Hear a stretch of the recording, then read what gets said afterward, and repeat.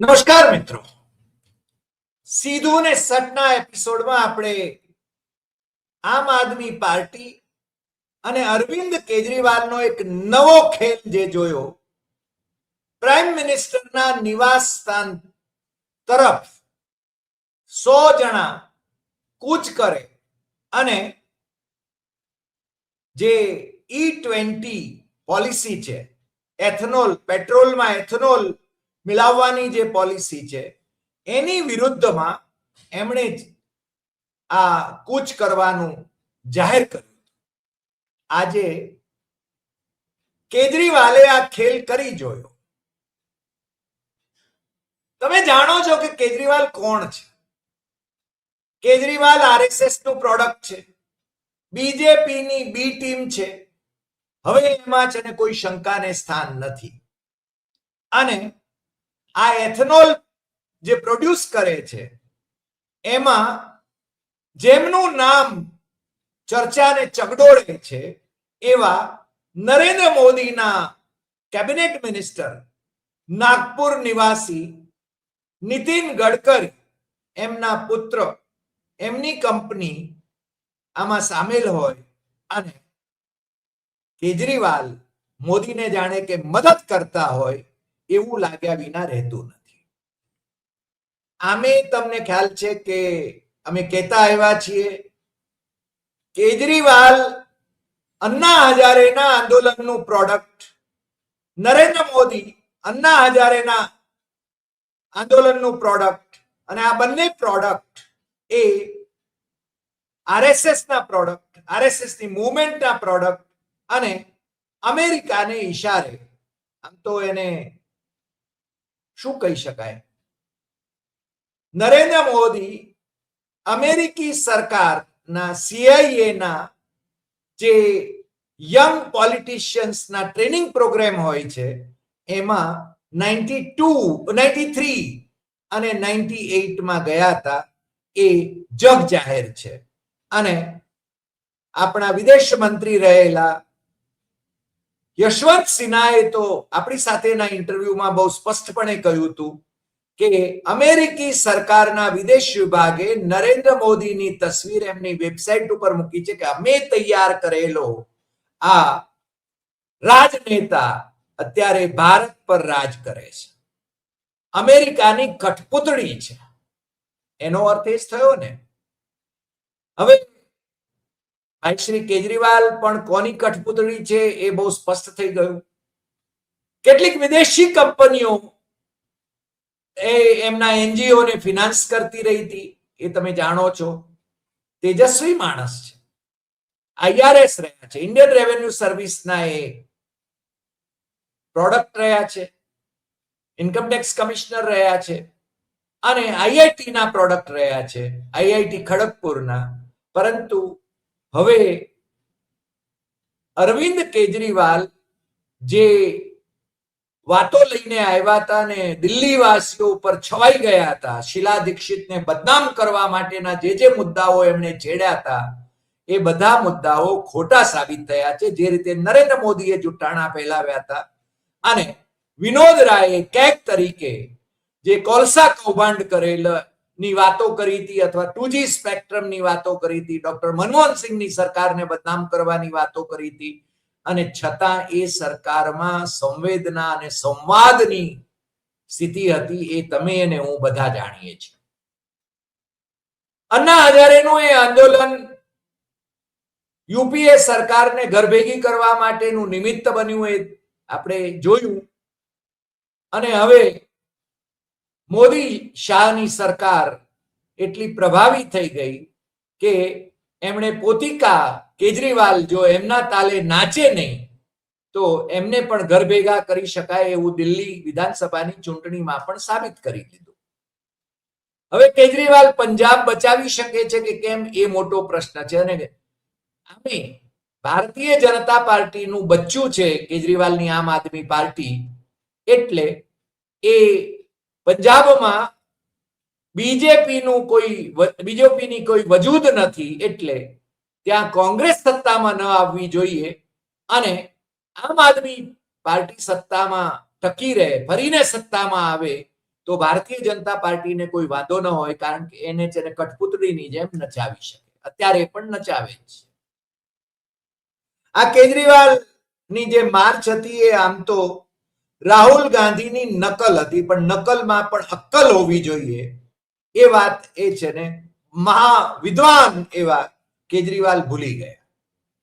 કેજરીવાલ, તમને ખ્યાલ છે કે રાષ્ટ્રપિતા મહાત્મા ગાંધીની છબી મુખ્યમંત્રી તરીકે પણ એમની ઓફિસમાં ટીંગાડતા નહોતા, જે સામાન્ય રીતે આજે પણ ગોડસેવાદી મિનિસ્ટરો પણ પોતાની કેબિનમાં ગાંધીજીની છબી એ લટકાવે છે. સાથે સાથે સાવરકરની પણ ક્યાંક બાજુમાં રાખે છે, કારણ કે તમને ખ્યાલ છે કે સાવરકર એ ગાંધી હત્યામાં સાવ નિર્દોષ તો સાબિત થયા નહોતા, અને છતાં ભારતીય જનતા પાર્ટીના એ આરાધ્ય પુરુષ છે. હવે બધા ભોપાળા એ જૈનજીએ ખુલ્લા પાડી દીધા છે. એના પહેલા જે ઇતિહાસ અને ઇતિહાસવિદો જે તથ્યો સાથે પ્રજાની સામે જતા હતા, એને જેને વોટ્સઅપ યુનિવર્સિટી, જે ભારતીય જનતા પાર્ટીની જે વોટ્સઅપ યુનિવર્સિટીમાં જુઠ્ઠાણાઓ ફેલાવવાની જે આખી પરંપરા ચાલી, અને યુવા પેઢી પણ એનાથી જેને મિસગાઈડ થતી હતી, એ યુવા પેઢી હવે એને જેને મિસગાઈડ કરવાનું મોદી શાહની સરકાર માટે શક્ય નથી, કારણ કે મોદી શાહે અત્યારે મોઢું સંતાડવું પડે એમ છે. રાહુલ ગાંધીએ માહોલ એવો સર્જ્યો છે, અને રાહુલ ગાંધી જે કંઈ કરે એ કેજરીવાલે કરવું પડે એવા સંજોગો પણ ઉભા થયા છે. રાહુલ ગાંધી, તમને ખ્યાલ છે, થોડા વખત પહેલા પ્રાઇમ મિનિસ્ટરના નિવાસ સ્થાનની સામે એમની પાર્ટીના સાંસદો સાથે, સમાજવાદી પાર્ટીના અખિલેશ યાદવ અને એમના સાંસદો સાથે, સુપ્રિયા સુળે જે શરદ પવારની એનસીપી છે એના સાંસદો સાથે, અને બીજા વિપક્ષી સાંસદો સાથે રાહુલ ગાંધીએ ધરણા કર્યા હતા. અને જે રીતે રાહુલ ગાંધીને ઢસડીને, ઊંચકીને પોલીસ એમને લઈ ગઈ હતી, તમને ખ્યાલ છે, તમે એમની નસકોરી પણ ફૂટી હતી એ પણ જોયું હશે. અને એમને ઘસડવામાં આવ્યા હતા ત્યારે એમનું શર્ટ પાછળથી એ જાણે કાદવ કીચડમાં એ ગંદુ થયું હોય એવી તસવીરો પણ તમે, સાચી તસવીરો, વોટ્સઅપ યુનિવર્સિટીની તસવીરો નહીં, કે પછી ચેટ જીપીટીની તસવીરો નહીં, આ સાચી તસવીરો તમે જોઈ છે. અને રાહુલ ગાંધી હજી પણ મોદી શાહને પડકારે છે. સંસદની કાર્યવાહી આજે પણ વારંવાર મોકૂફ રખાતી હોય, અને મોદી શાહ એ સંસદ ગૃહથી મોઢું સંતાડતા હોય, કારણ કે પેલા જંતર મંતર પર વિદ્યાર્થી આંદોલનકારીઓ ઉપર જે પોલીસે બર્બરતા વાપરી, જે અત્યાચાર ગુજાર્યો, એનો જવાબ એમણે આપવાનો છે. એ જૈનજી હવે એમને માફ કરે એવી સ્થિતિમાં નથી. તમને ખ્યાલ છે કે પ્રાઇમ મિનિસ્ટરના નિવાસસ્થાન સામે રાહુલ ગાંધીના નેતૃત્વમાં જે ધરણાનો કાર્યક્રમ યોજાયો, ધરપકડો વોરાઈ, પોલીસના ડબ્બામાં લઈ જઈને એમને એક દૂરના સ્ટેડિયમ પર એમને છોડી મૂકવામાં આવ્યા. એ થકી જે કંઈ માહોલ રચાયો એ જૈનજીને માટે પણ ઉત્સાહ પ્રેરક હતો. પણ એ વખતે સંજય સિંહ, આમ આદમી પાર્ટીના સાંસદ, અને અરવિંદ કેજરીવાલે મુખ્યમંત્રી તરીકે જવું પડ્યું ત્યારે એમની ખુરશી બાજુમાં રાખીને જે બેન મુખ્યમંત્રી બન્યા હતા, આતિશી, એમણે જે ટ્વીટ કર્યા હતા એ ટ્વીટ તમને યાદ જ હશે કે રાહુલ ગાંધી મોદીની ભારતીય જનતા પાર્ટી સાથે રાહુલ ગાંધીની કોંગ્રેસ મળી ગઈ છે, અને એમના કહેવાથી જ એમણે પીએમ હાઉસ સામે ધરણા કર્યા છે. મને લાગે છે કે આપણે ત્યાં એક કહેવત છે કે ગધેડાને પણ તાવ આવે એવી આ વાત છે. આપણે ગધેડાઓનું અપમાન નથી કરતા, કારણ કે ગધેડા પણ બહુ જ ઉપયોગી પ્રાણી છે, અને પશુઓનો પણ આપણે આદર કરીએ છીએ. પણ માણસો જ્યારે પશુ બનીને વર્તતા હોય ત્યારે કેવા સંજોગો સર્જાય છે એ દિલ્હીમાં આજકાલ આપણને જોવા મળ્યું છે. આ આંદોલનકારીઓએ એ સાબિત કરી બતાવ્યું છે. 100 માણસોને લઈને ભાઈ શ્રી અરવિંદ કેજરીવાલ એ પ્રાઇમ મિનિસ્ટરના નિવાસસ્થાન તરફ કૂચ કરી રહ્યા હતા આજે. અને કેજરીવાલ પબ્લિસિટીની વ્યવસ્થા તો આગોતરી કરે છે, કારણ કે પંજાબ સરકારની જાહેર ખબરો, ફૂલ પેજ જાહેર ખબરો આખા દેશના અખબારોમાં ઝળકે છે અને ટીવી ચેનલો ઉપર પણ ઝળકે છે, તમે જાણો છો. એટલે એમની આ 100 માણસોની કૂચ એ કવર કરવા માટે આખા દેશનું મીડિયા ઉમટ્યું હતું. ગોદી મીડિયા જેને કહી શકાય એને પણ એને કવર કરવાનું પસંદ કર્યું. આજકાલ તો રાહુલ ગાંધીને જે અવગણતા હતા એ ગોદી મીડિયા વાળાઓ પણ રાહુલ ગાંધીની પાછળ દોડ્યા કરે છે કે રાહુલ ગાંધી શું કહે છે, કારણ કે રાહુલની સ્ટ્રેટેજી હવે એવી છે કે ગોદી મીડિયાએ પણ એમને કવર કરવા પડે, ભલે એમની વિરુદ્ધમાં ટીવી ચેનલો ઉપર ડિબેટો ચાલતી હોય. મોદી અને શાહે મોઢું સંતાડવું પડે એવો માહોલ રચાયો છે. ત્યારે કેજરીવાલ મોદીને પક્ષે જાણે કે નીતિન ગડકરીની વિરુદ્ધમાં એક માહોલ ઉભો કરવા માટે આજે કૂચ કરી રહ્યા હતા. પોલીસે એમને આગળ જવાની મંજૂરી ના આપી એટલે ત્યાં સિટીન ધરણા કર્યા, બેસી ગયા રસ્તા ઉપર, ધરણા બેસીને કર્યા. ટ્રમ્પને લઈ આવ્યા ચર્ચામાં, સ્લોગન્સમાં. મોદી ટ્રમ્પને ઈશારે આ બધું કરી રહ્યા છે એની વાત કરી. કેમ ભાઈ, અત્યારે તમને ટ્રમ્પ યાદ આવ્યા? પણ કેજરીવાલનો આ ખેલ હવે છે ને બધા સમજી ગયા છે. એમણે થોકડા બંધ જે પિટિશનો હતી, કેટલા 30 કરોડ વાહનોને ડેમેજ કરે છે આ એથનોલ, એ વાત લઈને એમણે આંદોલન કરવાની વાત કરી. પરંતુ 100 માણસો, માત્ર 100 માણસોને લઈને ગયા અને એ કહે છે કે 30-40 હજાર પોલીસ ખડકી દેવામાં આવી. અરે 30-40 હજાર પોલીસ ક્યાં ખડકી દેવામાં આવી હતી? પણ કેજરીવાલને તો કહેવામાં, નિવેદનો કરવામાં ક્યાં મોદીને પાછા પાડી દે એવા છે. એમનો નર્યો બકવાસ એ લોકોએ જોયો છે, વાણી વિલાસ લોકોએ જોયો છે અને એટલા માટે દિલ્હીની સરકારે, દિલ્હીની પ્રજાએ એમને રિજેક્ટ પણ કરી દીધા છે. અને બીજું, રાહુલ ગાંધી જો આમ કરી શકે તો હું કેમ ન કરી શકું? અને આ ત્રિપુટી જે છે, મનીષ સિસોદિયા, સંજય સિંહ અને અરવિંદ કેજરીવાલ, આ ત્રિપુટી ઉપર જ કેમેરા ફોકસ થતો હોય છે. અને એ સ્લોગન પણ પાછા એ લોકો જ પેલા પ્રાઇમ મિનિસ્ટરની વિરુદ્ધમાં સ્લોગન એ બોલાવે છે અને પેલા લોકો ઝીલે છે. પિટિશનોના થોકડા પોલીસ વાનમાં મુકાય છે. તમે એ વિડીયો જોશો તો તમને ખ્યાલ આવશે. પણ એમના આવા ગતકડાથી રાહુલ ગાંધીને કોઈ ફરક નથી પડતો. ઇન્ડિયા ગઠબંધનમાંથી આમ આદમી પાર્ટી નીકળી ગઈ, રાહુલ ગાંધીને કોઈ ફરક નથી પડતો. ઇન્ડિયા ગઠબંધનમાં બીજા જે લોકો છે એ ટકી રહે એવી કોશિશમાં રાહુલ ગાંધી છે. ડીએમકે અને આમ આદમી પાર્ટી એ નીકળી ગયા છે ઇન્ડિયા ગઠબંધનમાંથી, પરંતુ હજી પણ ડીએમકે એ ઇન્ડિયા ગઠબંધનમાં રહે એટલે વિપક્ષી એકતા જળવાઈ રહે. અને મોદી શાહની જે પરિસીમનની જે આખી કલ્પના છે, પરિસીમન વિધેયકની, એ આ 13મી ઓગસ્ટ સુધીમાં એ વિધેયક ગૃહમાં લાવી ન શકે એવા સંજોગો તો રાહુલ ગાંધી અને ઇન્ડિયા ગઠબંધને સર્જ્યા છે. સરકાર અને સંસદ ચલાવવી એ સરકારની જવાબદારી છે.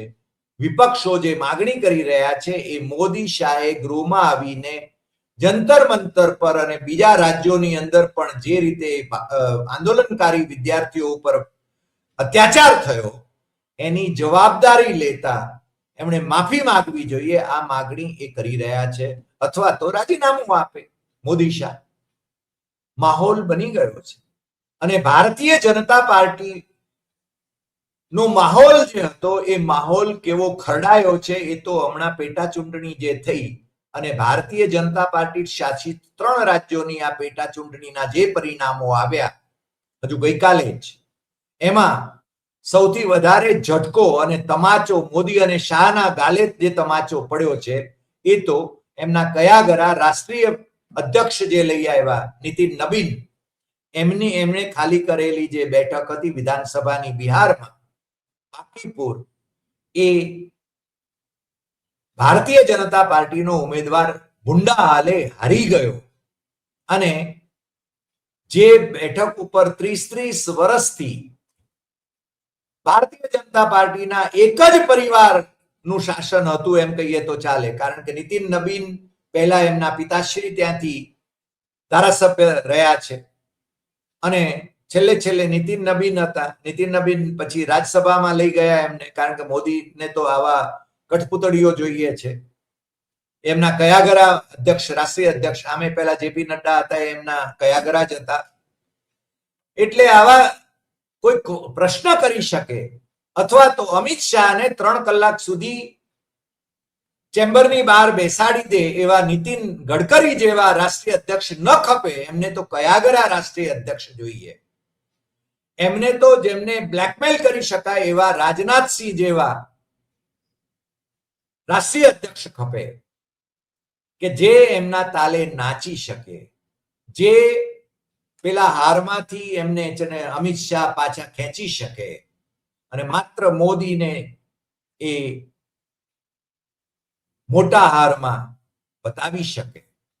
પણ હવે તો મોદી અને શાહમાં પણ કંઈક કંટસના સંકેતો મળી રહ્યા છે. સાચું ખોટું તો હજુ બહુ પ્રગટ થતું નથી, કારણ કે એ સત્ય બહાર આવતા હજુ ઘણી બધી વાર થશે. પણ આ બધા ઘટનાક્રમની વચ્ચે તમે જોયું કે બાંકીપુરમાં ભારતીય જનતા પાર્ટી હારી ગઈ, ભુંડા હાલે હારી ગઈ અને પ્રશાંત કિશોર જીત્યા. અને પ્રશાંત કિશોર જીત્યા એટલે ત્યાંના મુખ્યમંત્રી, જેને મર્ડર નો કન્વિક્ટ કહેતા હતા, એનો ઇતિહાસ વિધાનસભાની ચૂંટણી વખતે રજૂ કરતા હતા. 7મું પાસ એ જ અને ક્યાંકથી જ અને પેલી ડિલીટની ડિગ્રી લઈ આવ્યા છે ભાઈ શ્રી. આપણે ત્યાં પણ ગુજરાતમાં ઘણા બધા એવા છે ભારતીય જનતા પાર્ટીના ધારાસભ્યો અને હોદ્દા ધરાવનારા કે જેમની ડિગ્રીઓ એ શંકાસ્પદ છે. માત્ર મોટા સાહેબની જ ડિગ્રી વિશે પ્રશ્નો થાય છે એવું નથી. અહીંયા ગુજરાતમાં પણ એવા છે કે જેમની ડિગ્રી MBA એમણે કઈ રીતે મેળવી અને પછી છે ને પાછા છેલ્લી ચૂંટણીમાં એમણે છે ને આંબેડકરમાંથી કઈ રીતે BA ની ડિગ્રી MA ની ડિગ્રી મેળવી. આ બધા તપાસના વિષયો છે, પણ સત્તામાં જે લોકો બેઠા છે એ તપાસ થવા દેતા નથી અને થવા દે એમ નથી. અને કોઈ હાઈકોર્ટમાં જાય ફરસુ જેવા તો એને કઈ રીતે પટાવી દેવાય એની પણ વેતરણ કરે છે. અને એટલે જ આ બધા ખેલ ચાલી રહ્યા છે. દતિયામાં કોંગ્રેસ જીતી શકી. કોંગ્રેસની બેઠક હતી, પણ એ જે કોંગ્રેસના જે ઉમેદવાર ડિસ્કોલિફાય થયા હતા એમને છે ને ધારાસભ્ય, જે પૂર્વ ધારાસભ્ય, એમને કોંગ્રેસે કાઢી મૂક્યા.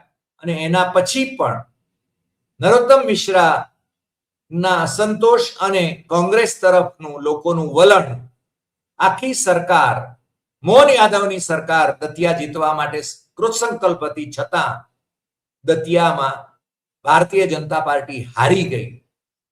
બિહારમાં સરકાર ભારતીય જનતા પાર્ટીની છે, મધ્યપ્રદેશમાં સરકાર ભારતીય જનતા પાર્ટીની છે, ગુજરાતમાં માંજલપુરની જે બેઠક જે 1,20,000 મતથી જીતાતી હતી એ હવે માંડ 55,000 મત મેળવીને ભારતીય જનતા પાર્ટી જીતે એટલે કઈ ઈડરિયો ગઢ જીત્યો હોય એવું તો લાગે નહીં. અને આ બધા સંજોગોની અંદર કોંગ્રેસ દેશમાં ગજગામી રીતે ચાલે છે, રાહુલ ગાંધી ગજગામી રીતે ચાલે છે અને બીજા લોકો રાહુલ ગાંધીને અનુસરવાની કોશિશ કરે છે. રાહુલ ગાંધીએ જેનજી માટેનો એજન્ડા નક્કી કરી લીધેલો છે. કોટામાં અને દહેરાદૂનમાં રાહુલ ગાંધીના છાત્રોं की गूंज એ કાર્યક્રમને નિષ્ફળ બનાવવા માટે બંને રાજ્યોની ભારતીય જનતા પાર્ટીની સરકારોએ આકાશ પાતળ એક કર્યા, છતાં એ કાર્યક્રમો ખૂબ સફળ રહ્યા. અને રાહુલ ગાંધીએ જેનજીની ભાષામાં જ એમની સાથે વાત કરી અને એમની જાગૃતિ દેશભરમાં આણવા માટેના પ્રયાસો કર્યા. અને હવે 8મી તારીખે સાંજે 5 વાગે પ્રયાગરાજમાં કેપી કોલેજ ગ્રાઉન્ડ ઉપર રાહુલ ગાંધી એ છાત્રોं की ગુંજ કાર્યક્રમમાં ઉપસ્થિત રહેવાના છે. એમના કાર્યક્રમો સતત ચાલે છે. દક્ષિણમાં એ તમિલનાડુમાં પણ કોંગ્રેસને મજબૂત કરવા માટે હમણાં જ જઈ આવ્યા. 1967 પછી પહેલી વખત કોંગ્રેસના 2 મિનિસ્ટરો વિજયની સરકારમાં સ્થાન ધરાવે છે. અને રાહુલ ગાંધી સત્તાની પાછળની પણ પક્ષને મજબૂત કરવા માટે એ ત્યાં જિલ્લા અને બ્લોકના અધ્યક્ષોને સંબોધવા માટે ખાસ ગયા હતા. અને એ સતત કાર્યક્રમોમાં રમમાણ રહે છે. એને શું કરવું એ એની વ્યૂહરચના એ ઘડે જ છે. અને હવે રાહુલ ગાંધી પપ્પુ નથી રહ્યા. રાહુલ ગાંધી અને સોનિયા ગાંધીને જે ભાંડવાનું મોદીએ પસંદ કર્યું હતું એ હવે મોદીએ પોતે જ એને પસ્તાવો થવો જોઈએ, માફી માંગવી જોઈએ, જાહેરમાં માફી માંગવી જોઈએ. પરંતુ મોદીના શબ્દકોશમાં માફી એવો શબ્દ નથી. એ એમની કમનસીબી છે. હવે રાહુલ ગાંધીની આ છાત્રો કી ગુંજને નિષ્ફળ બનાવવા માટે તમને ખ્યાલ છે દહેરાદૂનમાં તો એક ડાન્સર અને ગાયિકા જેની ટિકિટ હજારોની અંદર રાખવામાં આવતી હોય સામાન્ય રીતે, એ પેરેલલ કાર્યક્રમ ત્યાં યોજાયો અને એને ત્યાં પ્રવેશ મફત આપ્યો ત્યાંની સરકારે. છતાં એનું મેદાન એ ખાલી હતું અડધું. અને રાહુલ ગાંધી જ્યાં છાત્રો કી ગુંજ કાર્યક્રમ યોજી રહ્યા હતા ત્યાં હકડે ઠઠ જનમેદની હતી. યુવા પેઢી ત્યાં ઉપસ્થિત હતી અને એની સાથે રાહુલ ગાંધીએ સંવાદ સાધેલો હતો. એ આપણે જોયું વરસતા વરસાદમાં. અહીંયા પણ પ્રયાગરાજમાં પણ એનો જે રજીસ્ટ્રેશન થયા છે આ છાત્રો કી ગુંજ કાર્યક્રમ માટે જે ઓનલાઈન રજીસ્ટ્રેશન થાય છે એ રજીસ્ટ્રેશનનો આંકડો આજે અમને જે મળી રહ્યો છે 3 લાખનો છે. અને ભારતીય જનતા પાર્ટી હલી જાય એવો રિસ્પોન્સ એ રાહુલ ગાંધીને મળી રહ્યો છે. એટલે ગતકડા બીજા કરીને અરવિંદ કેજરીવાલો પાસે કાર્યક્રમો કરાવે કે પોતાના બીજા મળતિયાઓ પાસે કાર્યક્રમો કરાવે, પણ હવે લોકોનો એજન્ડા એ જાગૃતિનો એજન્ડા છે, લોકશાહીનો એજન્ડા છે, તાનાશાહોને હટાવવાનો એજન્ડા છે, બંધારણને બચાવવાનો એજન્ડા છે. ડોક્ટર બાબા સાહેબ આંબેડકર એમણે રચેલા બંધારણ સભાએ જે રીતે સ્વીકૃતિ આપી હતી એ બંધારણ જે અધિકારો આપે છે એ અધિકારો અને જે ફરજો પણ નિરૂપિત કરે છે એ બંધારણનું જતન કરવું એ તમારી, મારી અને આપણી સૌની ફરજ છે.